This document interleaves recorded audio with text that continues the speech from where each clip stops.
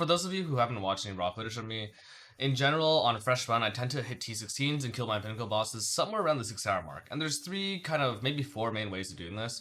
One is to be faster in campaign, two is to be fast in general, especially during maps, three is interaction with the Atlas tree, and four is interaction with Kirac. And these are pretty big components. Obviously, the first two are self-explanatory, play faster. But let's talk about what I do with my Atlas. So in general, I will always go to the middle at the very start and then click these nodes right away. There's two main types of nodes on a progression Atlas that are really important. And the third one that's less important. The first one is these 2% chance for a monster to drop a connected map. This is how you build a really wide map pool. You get a lot of maps and it also helps out with your progression. Ignoring a lot of other, things like quant, it doesn't matter. You don't even need to roll your maps, you can run it white all the way. The second most important thing is Kirac mission on completion chance. With the full Atlas, I think it's 14%, and I do path down here immediately after I grab Wandering. And yeah, you have a 14% extra, and there's also a base chance to get Kirac, which is separate from that. So sometimes you finish a map, you can actually get 2 Kirac missions. Kirac is a really important way, not only to explore your Atlas and get more completion on uncompleted maps, but it's also the way in which you do leapfrog into T16s. The third really important type of node is duplication. This gives you more chances to screw up or not get lucky during your map progression to not get a +1. And it also helps you get a really wide pool when you're doing reds, so you can actually 3-to-1 upgrade. So you get 3 T11 maps, you can sell those to a vendor and get a T12 map, and maybe T12 is what you want to be running. So generally after I click Wandering, my next goal is to get 100% chance for adjacent drop. This is really important.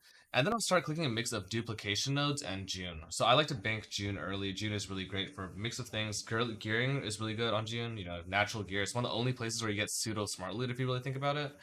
2, June is really good for experience. And 3, June can be pretty good for currency generation. Things like Gravicious Transport, Unmakings, Expedition Currency, selling Ashlings, whatever it may be. I don't actually use the Junes right now though.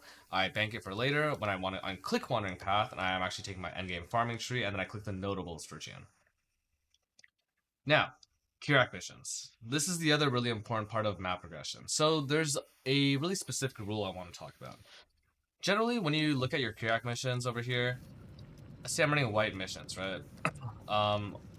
These are only white maps as their natural tier right now. But if you actually use an Explorer Scouting Report, it'll reroll all of these to be uncompleted maps. But if you've already completed every single white map, it cannot roll another white map. In other words, the entire map pool for this white Kirac reroll becomes completely open. It can be any map without weight. And it's one of the reasons I always prioritize finishing every single white map in my early progression as much as possible. I don't do what Tai does in terms of trying to get a +2 and then running back. I don't like doing that. I just prioritize getting every single white map done because it's the safest in terms of RNG, to mitigate bad map progression. So you can see right now, as soon as I use this, I'll get a weird mix of maps that could be just about anything. And I bet most of them, well, none of them will be white maps. And if we go over here, we see a bunch of higher tiers. Fungal Hollow, I think, is a T14 or 15. Lava Lake is a 13, 14, or 15. Coliseum, I think, is a 13 natural this time. And the reason why this is important is because if you're able to do this early, the red map reroll will be able to roll maps as high as the tier that you've already completed. So let's say you get a natural T16 as a white map mission. If you finish that natural T16 as a white map, you get completion on it, it will show up on your Atlas. It will show up here. Whether you get bonus or not is something else, but you will get completion. And from that point forward, if you ran a T16 white Kirac, all of these can roll any map now. It can roll anything up to a T16. If you ran a T14 white map, then it can roll anything up to a T14. And this will just be there permanently from then on out. So being able to do this right away is a really great way to leapfrog your Atlas, and it's one of the big ways in which I'm able to not get stun locked on T11, T12 progression, which is, I don't know why, but where a lot of people get stuck, and I've gotten stuck there too. The other really important thing to note is, well, there's kind of two things. You can 3-to-1 vendor maps from if you sell 3 T11s of the same map, then you get a T12 map. That is good sometimes, but as soon as you have this done, you almost never want to 3-to-1 things like Mesa, things like Atoll, City Square, Courthouse, because those maps can complete really quickly. Instead of forcing the 3-to-1 in that scenario, I would much rather give myself 3 chances to roll Kirac. Each map would only take me about 30 seconds. You rush the boss, there's a chance for boss drops while you're doing that. I think it's much more efficient than going 3-to-1. Just for context, in the late game, I do want to be playing an Atlas that's fairly similar to this. I plan to be doing a boss rush plus Ultimatum Atlas. Ultimatum is kind of slow, kind of fast, so I'm not going to run Scarabs or anything.